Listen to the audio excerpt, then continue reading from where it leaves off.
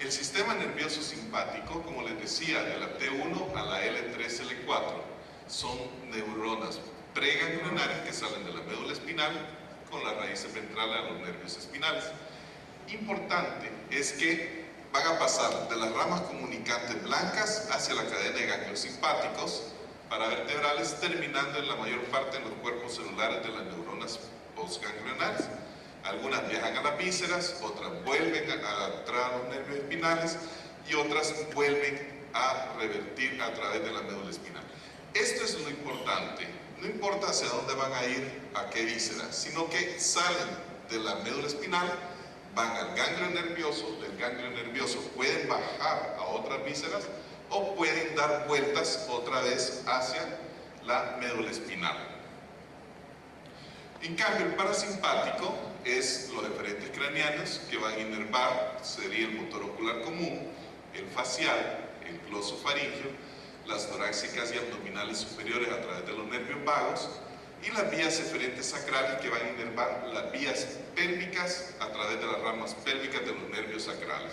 O sea, todo lo que es vísceras de vías urinarias, incluyendo esfínteres, va a estar inervado a través del sistema nervioso parasimpático. Por eso es que hacemos la importancia de la estabilidad de la médula espinal, porque vamos a ver que todo el sistema nervioso es afectado a través de la médula espinal, no importa simpático o parasimpático.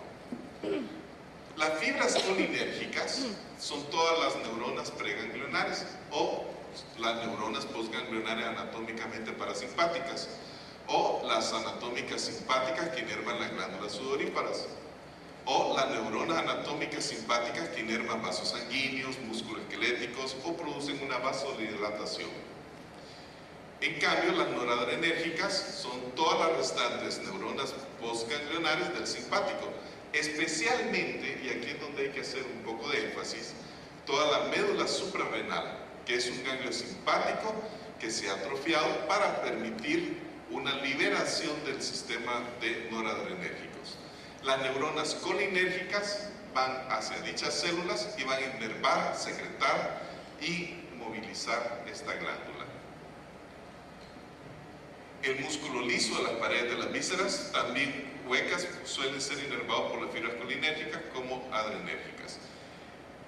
Pero no hay ninguna regla uniforme de cuál es el que actúa de una u otra manera. Todavía a estas alturas, aunque se define cuáles son fibras colinérgicas y cuáles son fibras noradrenérgicas, no se define cuál es el límite exacto entre una y otra. Por eso es importante manejar todo el sistema nervioso autónomo como tal. Aquí vemos que la actividad colinérgica está circunscrita a la neurona y su espacio interneural para poder estimular de alguna manera más actividad. Y en cambio, la noradrenalina se va a difundir en la sangre y su acción va a ser más visceral. Va a ir directamente a hacer una gran atrocidad, un gran evento hacia muchísimos órganos a la vez. De tal manera que es una reacción rápida, pero no dura más de 30 segundos. Prepara el cuerpo para el evento estresante. La descarga colinérgica va a ser hacia el sistema nervioso anabólico, aspectos vegetativos de la vida cotidiana, respiración, digestión, erección, absorción de alimentos, aumentar la actividad de la musculatura intestinal, secreción gástrica y relajan el esfínter pilórico. En cambio, la descarga noradrenérgica va a descargarse hacia situaciones de urgencia como un canon de preparación para la huida o la pelea.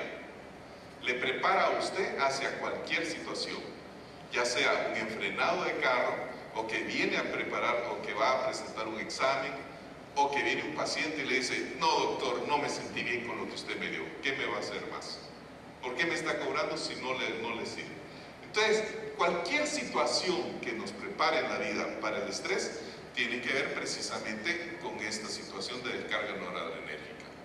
Nos va a acelerar la frecuencia cardíaca, nos va a aumentar la presión arterial, nos va a dar una constricción de los vasos sanguíneos cutáneos, Esto va a disminuir hemorragia y heridas si tenemos esa situación. Hay que recordar que el sistema nervioso autónomo básicamente es un sistema nervioso primitivo. El sistema nervioso es la forma más primitiva que tenemos de reaccionar. Con él nos estamos preparando para la caza o para la huida. Entonces, cada uno de los eventos tiene que ver con eso. La constricción de los vasos sanguíneos permite disminuir la hemorragia sin heridas, disminuye el umbral de la formación reticular, refuerza el estado de alerta, aumenta las concentraciones plasmáticas de glucosa y de ácidos grasos libres, aumentando la energía. En estado normal mantiene la presión arterial y disminuye la carga simpática en el ayuno. Por eso el médula espinal. Sin embargo, hablando ya específicamente de las glándulas suprarrenales, vamos a encontrar que son dos órganos endocrinos, uno alrededor del otro. Pero recordemos que glándula suprarrenal no solamente van a ser las que están arribita de los riñones, sino que podemos encontrar implantes de glándula suprarrenal en diferentes partes. Podemos encontrar alrededor de la aorta torácica y podemos encontrar también a nivel del peritoneo urogenital. En ella, la médula suprarrenal va a liberar las catecolaminas, adrenalina, noradrenalina y dopamina, mientras que la corteza suprarrenal va a liberar las hormonas esteroideas, las glucocorticoides, glucosas y proteínas o mineralocorticoides, que van a equilibrar el sistema del sodio y los volúmenes de líquidos extracelulares.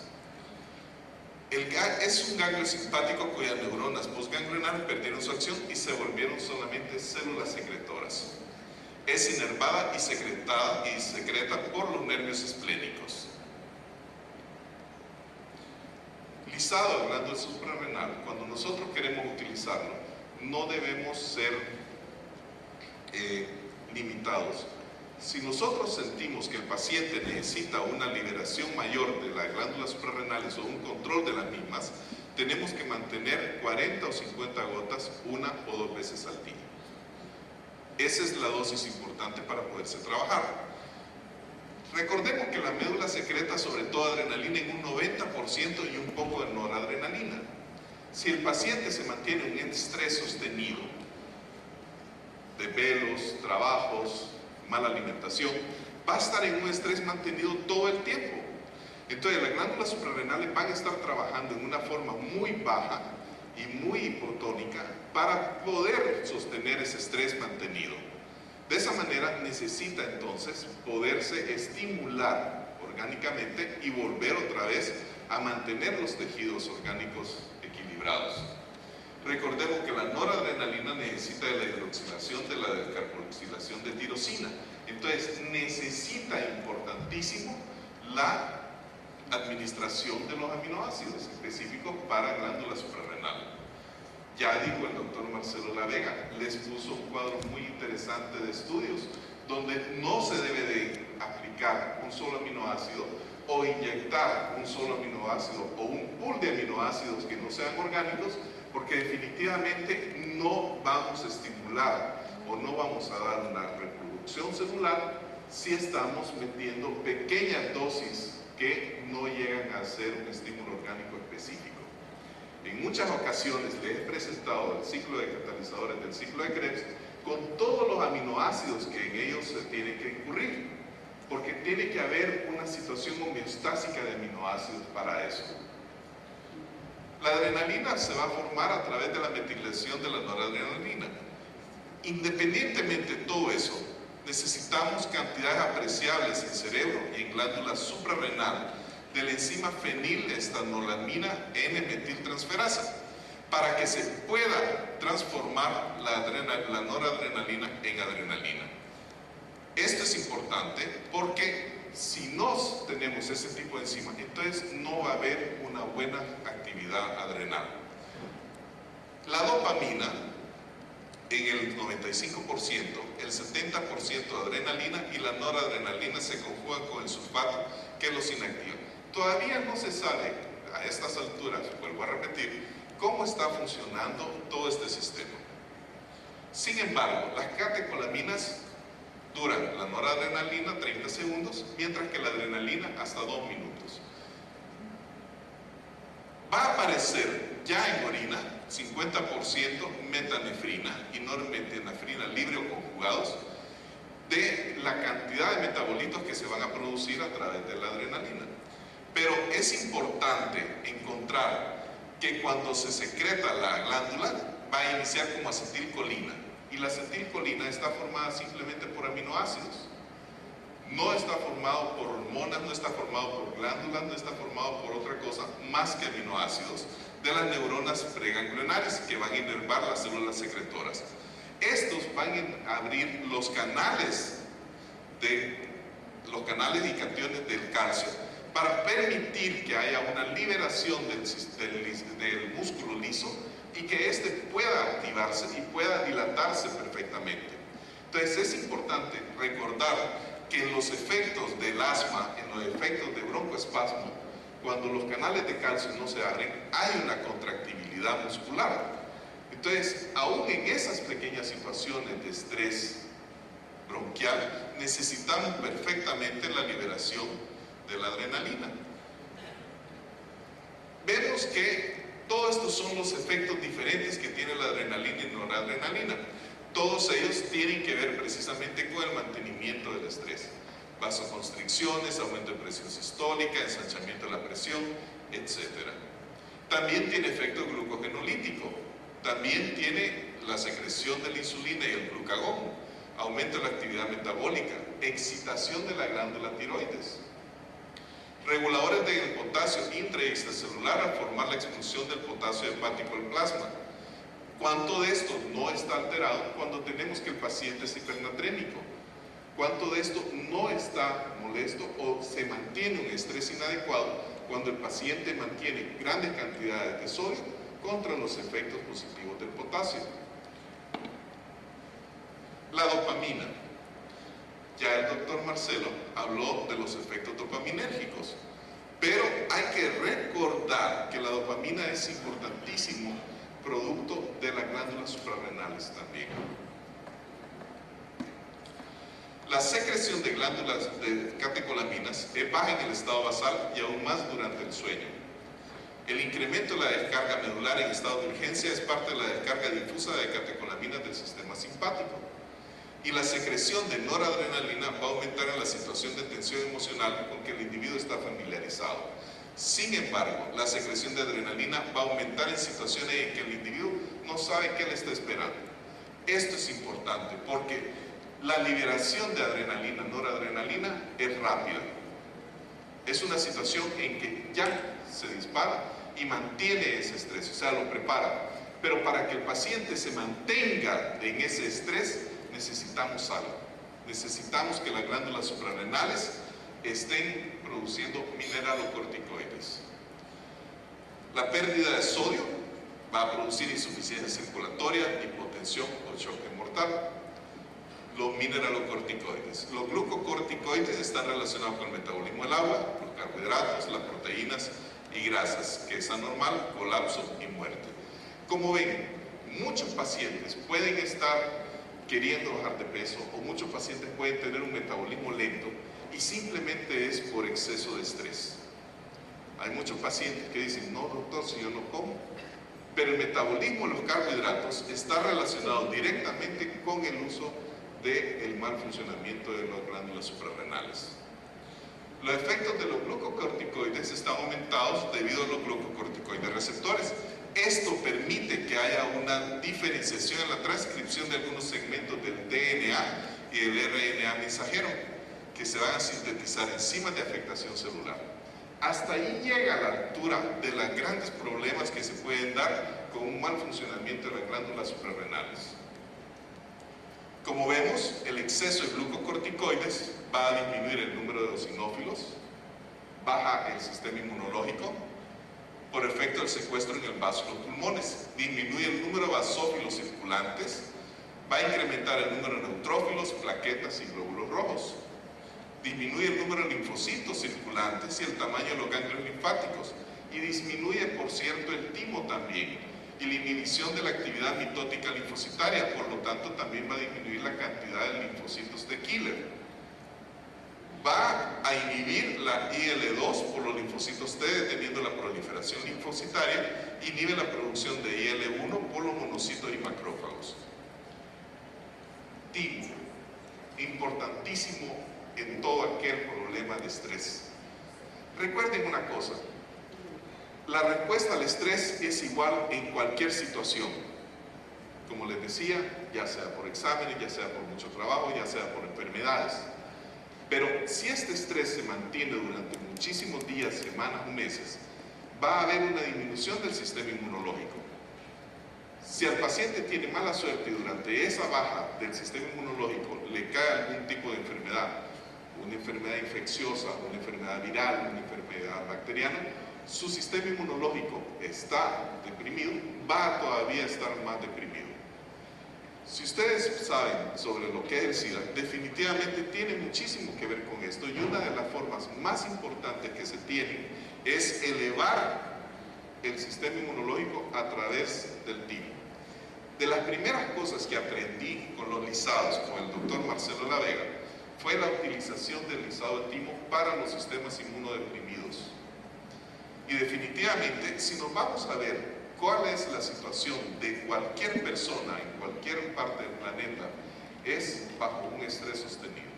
Y si a eso le agregamos enfermedades, entonces vamos a tener que fácilmente todos necesitaríamos lisado de timo. Recuerden una cosa muy importante, cualquier sistema inmunológico deprimido es puerta abierta para la bacteria, el virus o el hongo más sencillo del mundo. Los glucocorticoides nos permiten una resistencia al estrés, nos hacen que se mantenga el cuerpo humano durante todo ese estrés, o sea, manteniendo ese nivel. El estímulo nocivo o potencial va a causar una producción o incremento de la secreción de la ACTH, que es esencial para la supervivencia, y todos estos estímulos van a definirse como el síndrome de Serge. La necesidad de hormona anticorticotrópica se basa en que mantiene el sistema nervioso simpático activando los glucocorticoides circulantes hasta que mantengan una reactividad vascular a las catecolaminas. El estrés puede elevar la dosis de glucocorticoides a nivel farmacológico, volviéndolos dañinos para la salud. Entonces, siempre que nosotros querramos trabajar a una persona que nos llega por primera vez y no la podemos desintoxicar primero, trabajemos timo, trabajemos glándula suprarrenal o trabajemos médula espinal. Trabajémosle potasio también, porque esa persona viene con depresión de potasio. Trabajémosle todo lo que es glándula suprarrenal para evitar un síndrome de Cushing leve o subclínico. El lisado de hipófisis necesario precisamente por la liberación de ACTH. Si nosotros encontramos que hay un trastorno en esta situación, entonces tenemos que trabajar la hipófisis a través del lisado de hipófisis, y este solamente lo vamos a dar 40 gotas cada mañana en ayunas para mantener su estabilidad. La ACTH producida por hipófisis anterior permite mantener el metabolismo basal y el estrés, y son 39 aminoácidos.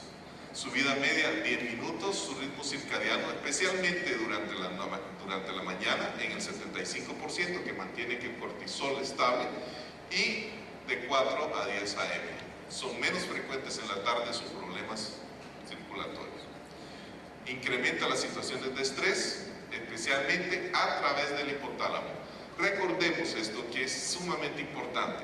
Cualquier problema hipofisiario puede ser dado a través de trastornos a través del hipotálamo. Pacientes que ustedes tengan problemas de tipo hipotalámicos van a terminar siendo problemas también de tipo hipofisiario. Y cuando hablamos de tipo hipofisiario, estamos hablando de todos los problemas hormonales. Hablamos de glándulas suprarrenales, tiroides, hipófisis, testículos, y hablamos también de todos los estímulos neurales que pueden hacer un freno en su liberación. Por eso es importante pensar en la regulación de hipófisis y glándulas suprarrenales. Como decíamos, el estrés es parte normal de nuestra vida.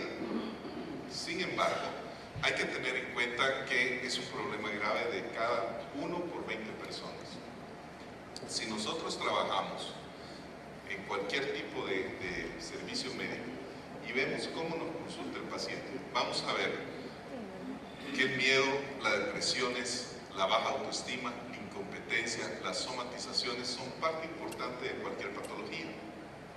Vamos a ver también que cualquier trastorno físico y emocional va a afectar al paciente.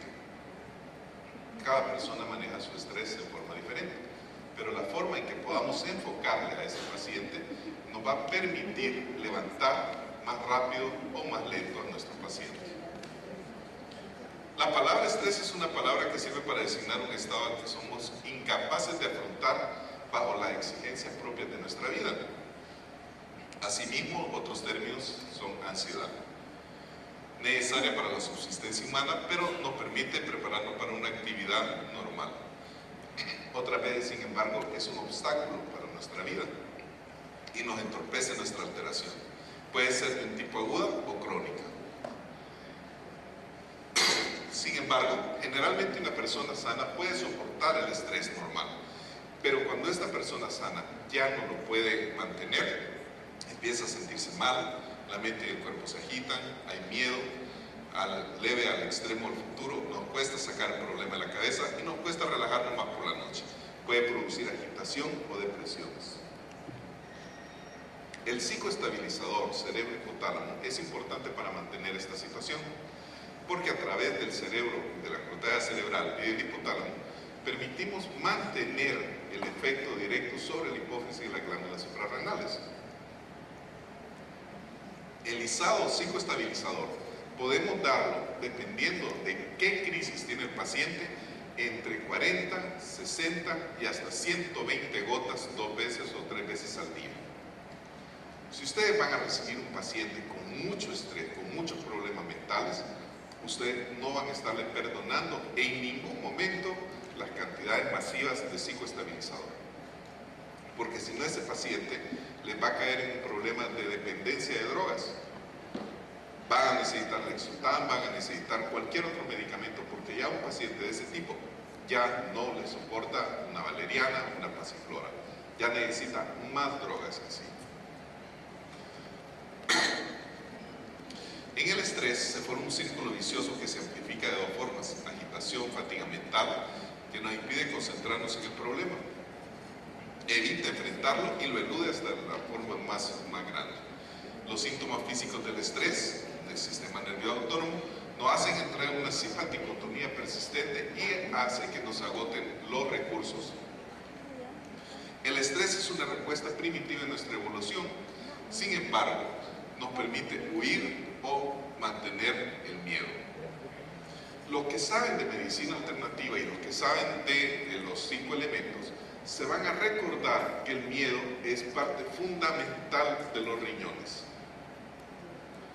Si nosotros tenemos en cuenta eso y vemos que el sistema nervioso parasimpático maneja todo lo que es los nervios sacrales y el sistema simpático maneja hasta la L1, L2 y algunas veces hasta la L3, estamos viendo que están siendo afectados los riñones, la vejiga y todo lo que es el sistema neurogénico de los urogenitales. Hay muchos pacientes que llegan a la consulta por problemas urogenitales y no es un problema de infecciones y no es un problema de problemas urológicos, es un problema de mucho estrés mental. Nosotros podemos controlar esa situación a través del izado de cerebro o de hipotálamo. Y yo los invito a que cuando ustedes tengan un paciente con problemas a nivel de vías urinarias, prueben el izado de cerebro o el izado de hipotálamo a razón de 40 gotas 2 veces al día, junto con sus medicamentos para vías urinarias. Pero de esa manera van a ver que no le va a estar repitiendo ni cayendo de nuevo en la situación problemática de una infección de vías urinarias. Recordemos que el miedo entonces es la respuesta básica del sistema límbico. Este miedo es el que hace que se trastornen precisamente los riñones y que aumente la excreción de glándula suprarrenal con glucocorticoides. Se van a tensar los nervios del cuerpo, los músculos, el tronco cerebral, y la hiperexcitación se prende con más rapidez y se toman decisiones mucho más rápidamente y muchas veces equivocadas. Yo le digo a mis pacientes cuando me llegan de esa forma: un momentito, antes de tomar una decisión vital para su vida, cambio de trabajo, renuncia, etc., primero demos un tratamiento. Si el tratamiento ya lo deja tranquilo, lo deja estable, entonces ya se pueden tomar decisiones fundamentales ya con más tranquilidad. Los músculos tienen que estar en disposición de lucha o escapar, y aumenta la tensión muscular, produciendo también daños a la columna vertebral porque se tensa y las extremidades están rígidas y preparadas. ¿Cuántos problemas vertebrales tenemos que son precisamente efecto de una tensión muscular? Entonces, otra vez, antes de hacer quiroprácticos, pongámosle su terapia neural, démosle su lisado cerebro, su lisado suprarrenal, para estabilizar al paciente, antes de meternos a hacer cualquier movimiento. En el estrés hemos visto que todo esto se produce. Hemos visto que todas las sensaciones pueden estar aumentadas o distorsionadas. Las sensaciones pasan del cuerpo al cerebro a través del tronco cerebral, donde pueden ser distorsionadas o amplificadas. Este es un efecto primitivo. Sin embargo, podemos controlar e influir en la forma de respuesta del tronco cerebral a partir de las modificaciones corporales que hagamos. Podemos también hacer que las sensaciones se modifiquen. Podemos modificarlo a través del lisado psicoestabilizador, del lisado ME y el lisado de hipotálamo. Estos tres juntos podemos trabajarlos continuamente durante varios meses. Podemos trabajarlos simplemente durante 3, 4 o 5 meses, dando 40 gotas del hipotálamo en la mañana, 60 gotas mañana y noche del PSE y 40 gotas mañana y noche del ME. De esa manera estamos estabilizando todo el tronco neural, el cerebro y la hipófisis, y estamos trabajando el sistema neuroendocrino. Recordemos el hipotálamo también. El hipotálamo, cuando tenemos una sensación de baja, de mucho estrés, muchos problemas emocionales, podemos trabajar solamente a través del hipotálamo. El hipotálamo es el cerebro primitivo donde podemos simplemente estimular a través de 40 gotas cada mañana. Recordemos que hay degeneraciones orgánicas, degeneraciones directas, próstata puede estar dañada. Sin embargo, también hay que trabajar cerebro en este tipo de problemas. Sistemas nerviosos si encontramos estos daños, tenemos que trabajar lisados de cerebro a razón de 40, 50 o hasta 60 gotas. Y también el lisado ME. Estos daños, que muchos que hacen iridología lo encuentran, del sistema nervioso autónomo, tienen que usar el lisado ME. Y esto no es más que agarrar una lupa, una lámpara y ponerse a ver. Y esto ustedes lo van a encontrar. Si ustedes encuentran este daño fundamental en el iris, no se pongan a pensarlo. Independientemente de todo lo que ustedes le dan, métanle lisado ME. Porque definitivamente le van a pegar directo a un paciente en la estabilización emocional. Estos pequeños también, estas pequeñas líneas blancas, menos pronunciadas que la anterior, pero porque ya la doctora de Herrera les dijo los diferentes tipos constitucionales. Este es un paciente sórico también, entonces no vamos a ver daños tan profundos como el urético o el sórico o el fosfórico. Pero recordemos, importante, que el miedo puede ser enfermizo ante el futuro, sensaciones de que algo terrible y nefasto va a pasar. No es un miedo definido hacia algo concreto, temor flotante, listo para impregnar cualquier nueva preocupación. Siempre que eso esté, ustedes piensen en riñones. Porque riñones es la base fundamental para la estabilidad emocional. Si ustedes manejan la estabilidad emocional física del paciente, ustedes lo van a tener bien controladito. Agitación, persona estresada que está siempre alerta y mirando hacia todos lados por si se presenta alguna amenaza, impide a la persona estar tranquila, dificultad para dormir, sensaciones de irrealidad o indiferencia. Siempre vamos a trabajar médula espinal y psicoestabilizador. Temblores y cansancios, agotamiento del ATP y la glucosa submuscular, somnolencia y fatiga. Vamos a trabajar psicoestabilizador, médula espinal y músculo. ¿Por qué músculo? Porque la glucosa no está entrando correctamente al músculo y entonces está produciendo contracturas, tremores y está produciendo calambres también, y nos pueden dar dolores de piernas, dolores de pantorrillas, dolores musculares y una rectitud de la columna vertebral. Tensión muscular, cuero cabelludo, dolor de cabeza, ceño fruncido, cara, líneas de preocupación, garganta, mandíbula, rechinar de dientes, etc. Lisado de músculo. Lisado de músculo, razón, 40-60 gotas 2 veces al día, nos ayuda precisamente a la estabilidad, no solamente de los maceteros, que es el músculo más fuerte que tenemos, sino que también músculos de trapecio, longitudinales espinosos, etc. Tensión muscular siempre el músculo. Nervios autónomos, como aumento de la frecuencia cardíaca, aumento del flujo sanguíneo, sensación de martillo en el pecho, silbido en los oídos, etc.